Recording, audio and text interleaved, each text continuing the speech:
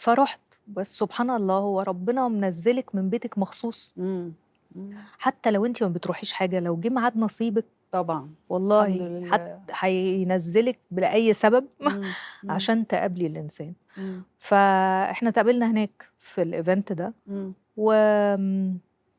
هو كان قاعد جنبي على الترابيزة، بس أنا إمم، مش عارفة هو مين، وبعدين اتعرّفنا واتكلّمنا شوية، وبعدين أستاذ عمر خيرت عزف عارفة لأستاذ إمم، علي الحجّار، وأنا كنت إمم، باحب الأغنية دي أوي، إمم، وكنت باقعد أسمعها مع أمي كتير، إمم، فعيّطت، إمم، ما عرفتش أتماسك، إمم، بغض النظر أنا بقى في event مش في event ما فيش، أنا إمم، أصلًا على الأوتوماتيك. آه، آه، فاللي حواليّا قعدوا يقولوا لي معلش وإيه وفي إيه اللي إمم، حصل وبتاع وكده، وما إمم، هدّيت حاولت أهدى على قد أمّا أقدر، فهو إمم، ادّاني Kleenex إمم، وقال لي: "في حاجة؟ طب ما تعيطيش، طب أنتِ متضايقة من إيه؟" وبتاع. إمم، المهم خدت منّه شكرًا ربنا ومبربرة بقى آه، وبعدين في النُص وأنا باعمل كده ها فين فُقت كده سِنّة، إمم، فباحاول أفتح ورا وأشكره يعني إمم، وبتاع، بس في نفس الوقت استوعبت إن أنا بقى لي ساعة باتكلّم معاه كل شوية في حاجة أو إمم. بتاع،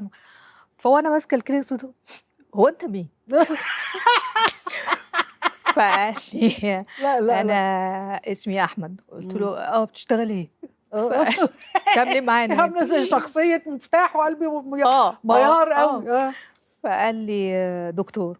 قُلت له: "يا راجل ما تقولش كلام إمم، زي ده بس." إمم، وأنا ما باهزرش والله باتكلّم آه، قال لي: "هو إيه ال إيه يعني إيه آه، اللي مش مصدّقة ليه إن لأ أنا خريج صيدلة إمم، و ودكتور تغذية إمم، و وقعد بقى يحكي لي يعني هو منين ومنين ومن إسكندرية إمم، ف وأنا كنت الفترة الأخيرة بمناسبة الكلام على بتاع إن أنا باكل كل ساعتين قطمة ده آه، ما بقاش صادد معاه، آه، فاتفتح بيننا حديث بقى على أسلوب الأكل وإن أنا آه، تخنانة وعايزة أنزل وبتاع، إمم، فاتفق معايا يعمل لي plan إمم، تغذية أمشي على نظام معيّن معاه إمم، وكده، ف وبس وابتدت بيننا صداقة بقى من يوميها إمم، وفضلنا على اتصال، إمم، وفعلًا خسّسني الحقيقة إمم. وآمم مشيتِ بضمير على الرجيم اللي حاطّه أو الprotocol؟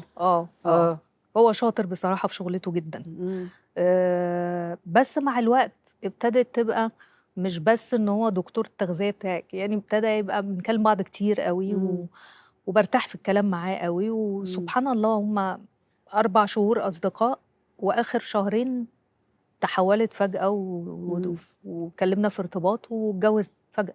إمم، حلو أوي، ده حاجة لطيفة.